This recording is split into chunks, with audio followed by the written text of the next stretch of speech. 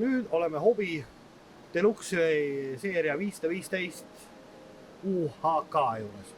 Iseenesest täiesti tavaline standardne vagun, 6,3 meetrit kerepikkus, 1600 kilo, ei ole midagi erilist, aga sellest sellise suuruse vagunis on 7 magamiskohta sees. Läheme sisse ja vaatame, kus need on.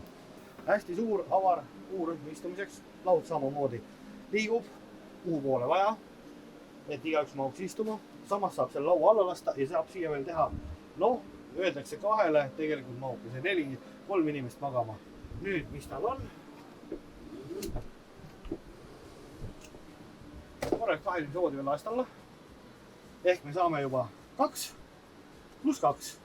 Siin on siis kraanikauss saab liita, siin on kraanikauss ühele põleti, siin pool alla veel 2 põletit, suured sahtlid, mis on alati tähtis, kui neid asju valida, vaadake, et oleks sahtleid, mitte kappe, kuhu sealt tagaotsast ei leia kunagi mitte midagi ülesse.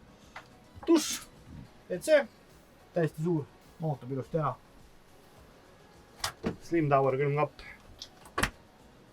korralik riide kapp, kus saab asjad panna.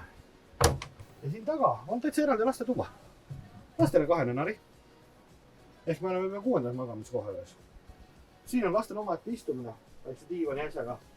Aga selle saab ka voodis teha. Veel magama panna.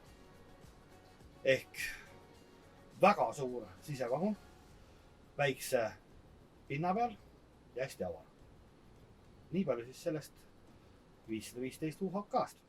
Tänud tähelepanu eest ja jälgige matkasuvilat.ee, kus alati rohkem infot.